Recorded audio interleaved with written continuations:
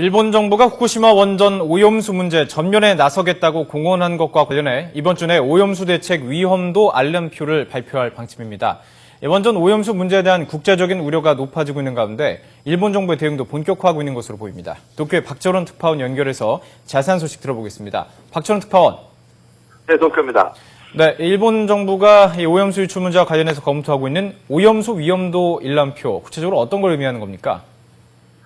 네, 일본 정부는 현재 실천하고 있는 오염수 대책과 장래에 실시할 예정인 대책의 문제점 등을 항목별로 열거한 위험도 일람표를 작성하고 이를 이번 주 내에 공표하기로 했다고 산케이 신문이 보도했습니다.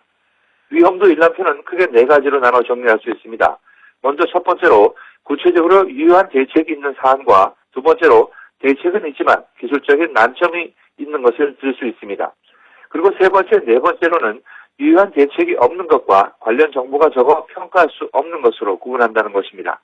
이 중 기술적인 난점과 유효 대책이 없는 경우는 국내외 전문가 등으로부터 광범위하게 자문을 받을 예정입니다.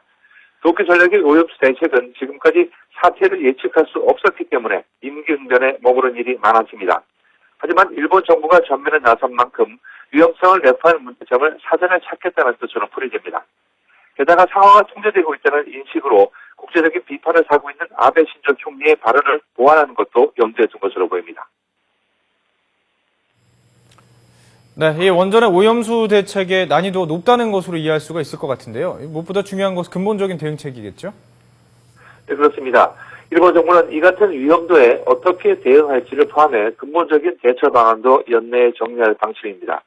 대응책 검토를 위해 긴급하게 설치된 정부의 오염수 처리 대책위원회는 다음 달에 현지 조사를 하기로 결정했다고 한케이 신문은 전했습니다. 일본 정부는 위험도 일람표를 만들면서도 가장 중점을 두는 것은 근본적인 대책을 만드는 것이라는데 이견이 없습니다. 무엇보다 원전 뒤쪽 산에서 지하수가 원자로 건물로 유입되면서 생기는 하루 400톤의 오염수를 막는 일이 급선무라는 지적입니다.